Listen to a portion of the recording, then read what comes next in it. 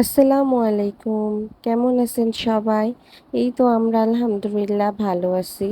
আজকের ভিডিওটা অনেক বড় হবে। সেদিন ফ্রাইডে ছিল, তো আজকে একটু স্পেশাল কিছু রান্না করতে চাচ্ছিলাম। এই তো পোলাওয়ের চাল নিয়ে নিয়েছি, আর এখানে খাসির গোশত ধুয়ে রেখে দিয়েছি, আর ওই পাশে খাসির গোশত রান্না করতে উঠিয়ে দিয়েছি। এখন চালটা মেপে নেব। আমি মেনলি করব আজকে খাসির বিরিয়ানি, আর করব চিকেন ফ্রাই। এই তো মুরগিগুলো নিয়ে এসেছে, এগুলোকে কেটে টেটে নেব। আগে থেকে খাসির গোশতটা ধুয়ে রেখে দিয়েছি। এই তো আর করব চিকেন টিকিয়া। আমি বুটের ডাল আগে থেকে ভিজিয়ে রেখেছি, আর এখানে ব্রয়লার মুরগির বুকের গোশতটা দিব। চিকেন জালি কাবাব, চিকেন টিকিয়া, বিফ টিকিয়া, এগুলো সব কিছুরই রেসিপি আমার পেজে শেয়ার করা আছে। এই তো এইদিকে গোশতটা একটু নাড়িয়ে দিচ্ছিলাম, আর এইদিকে চিকেন ফ্রাই করার জন্য চিকেনও ম্যারিনেট করে দিচ্ছি। আমি চিকেন ফ্রাইয়ের রেসিপিটা আলাদা করে আপনাদের সাথে শেয়ার করব, যেহেতু এখানে শেয়ার করতে গেলে ভিডিওটা অনেক বড় হয়ে যাবে। এই তো আমি এখানে চিকেন ফ্রাইয়ের যে ম্যারিনেট করব চিকেনটাতে, সেখানে আলুগুলোও দিয়ে দেব। একবারে মেখে নেব, একই রকমভাবে মাখতে হয় যেহেতু। আর এদিকে ফার্স্টে আমি বেরেস্তা করে নিচ্ছি, তাই একটা কড়াইয়ের মধ্যে সামান্য তেল দিয়ে পেঁয়াজ কুচি দিয়ে দিলাম। এখন এটা ব্রাউন কালার হতে থাকুক, আর এইদিকে আমি চিকেনটাকেও ম্যারিনেট করে রেখে দিই। আমি চিকেনের গলাগুলোও নিয়েছি, কারণ এই গলাগুলো ফেলে দিতে হবে। এটাও কিন্তু খেতে বেশ ভালো লাগে।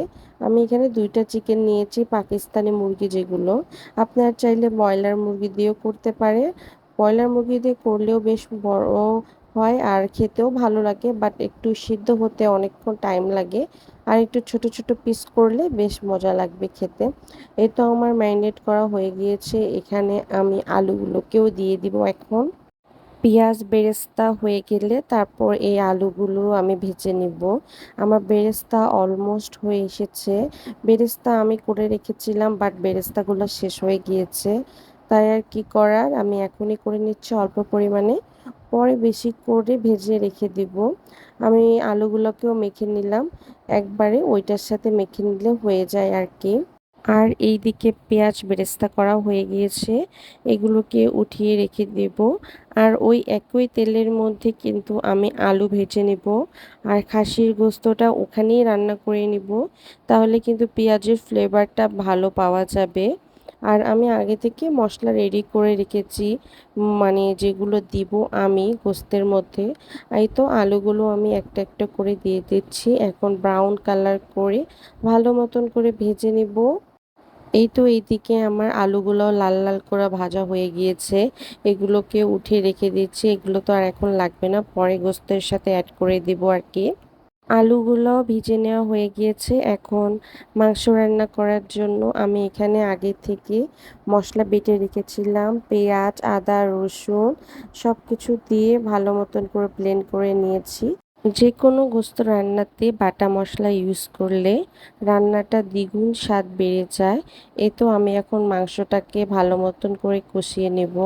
আর আমার রান্না করতে করতে বদ অভ্যাস আছে, বারবার খালি চুলা এটা সেটা মুছি, কেন যে এমন করি বুঝি না। জানি একটু পরে নোংরা হবে, তাও করি এই কাজটা। এ তো এখন মশলাটাকে ভালো মতন করে কষিয়ে নেব। কষানো হয়ে গেলে এখানে আমি খাসির গোস্তটা ধুয়ে রেখেছিলাম, সেটা দিয়ে দিলাম। খাসির গোস্ত কিন্তু ধোয়ার সময় লক্ষ্য করতে হবে, খাসির গোস্তের মধ্যে কিন্তু ছোট ছোট লোম থাকে, সেটাকে ভালো মতন করে পরিষ্কার করতে হয়। আর আমি মিক্সারের মধ্যে পানি দিয়ে ধুয়ে দিয়ে দিলাম ওখানেই আর কি। আর আগে আমি কোনো রকমের গুঁড়া মশলা লবণ পর্যন্ত দিই নাই, এখন দিয়ে দিব। আর এখন আমি এখানে 2-4 চামচের মতন, আপনারা আপনাদের টেস্ট বার অনুযায়ী ঝালটা কমিয়ে বাড়িয়ে দিতে পারেন। আমি এখানে 1 চামচ দিয়েছি, পরে আরও 1 চামচ দিয়েছিলাম, সেটা রেকর্ড করা হয়নি, কারণ আমার বাসায় একটু ঝাল বেশি খায়। আর এখানে লবণ দিয়ে দিলাম, দিয়ে এটাকে এখন ভালো মতন করে কষিয়ে নিব, রান্না করতে রেখে দিব যতক্ষণ না পর্যন্ত ভালো মতন এই পানিটা কমে যাচ্ছে, ততক্ষণ পর্যন্ত ওয়েট করব। গোস্তটা রান্না হোক, এইদিকে আমি বুটের ডাল দিয়ে দিব। আমি যেটা জালি কাবাব বানাবো, এই তো বুটের ডালগুলোকে ভালো মতন করে ধুয়ে নিয়েছি।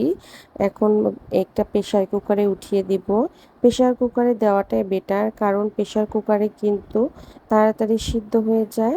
আর এখানে মুরগির বুকের গোস্ত দিয়েছি, বুকের যে মাংসটা থাকে এটা আমি দুইটা দিয়েছি, মানে একটা মুরগি দিয়ে দিলেই হয়ে যাবে। তারপর এখানে আমি দারচিনি, এলাচ, তেজপাতা, তারপর সাদা ফুল, মানে যেগুলো থাকে মশলা সব দিয়ে দিব। আর একটু লবণ দিয়ে দিব এখানে। আপনারা কালো ফলও অ্যাড করবেন, মানে সাদা ফল, কালো ফল, তারপর এলাচ সব কিছু অ্যাড করে দিব এখানে। দিয়ে লবণ দিয়ে পানি পরিমাণ মতো দিয়ে সিদ্ধ করতে রেখে দিব। এখানে কিন্তু পানি অতিরিক্ত পরিমাণে দিব না। আমি এটা রেসিপি অনেকবার শেয়ার করেছি, আমার পেজে দেখলেই আপনারা বুঝতে পারবেন। আর এদিকে আমি চলে আসলাম গোস্তটা হয়েছে কিনা সেটা চেক করার জন্য। এখানে আমি কিন্তু পানি দিয়ে দিয়েছি। এই তো দেখেন গোস্ত আমার কিন্তু হয়ে গিয়েছে।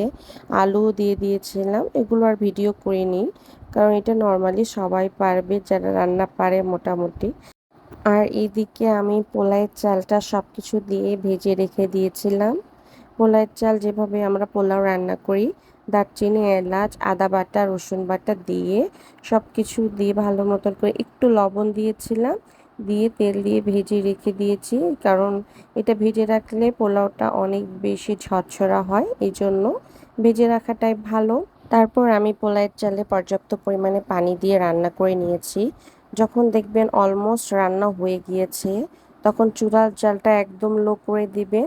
যখন দেখবেন 70% সিদ্ধ হয়ে গিয়েছে, তখনই এটার চুলার জালটা আস্তে করে দিবেন। আর গোস্ত যেটা আমি রান্না করে রেখেছিলাম সেটা আমি এখন এখানে অ্যাড করে দিব। আর আমি এখানে 1 কেজি পোলাও চাল নিয়েছিলাম। আমি এখানে 1 কেজি পোলাও চালের জন্য 2 কেজি পানি দিতে হয়। আমি একদম 2 কেজি পানি দিইনি, 1.5 কেজির মতো পানি দিয়েছিলাম। আর এখানে যেহেতু পানি আছে, এটা দিয়ে হয়ে যাবে। এখন এখন পোলাওয়ের চালটার সাথে গোস্তটা ভালো মতন করে মিক্স করে নিব। আর আমি কিন্তু গোস্ত রান্না করার সময় প্রাণ বিরিয়ানি মশলাটা ইউজ করেছিলাম।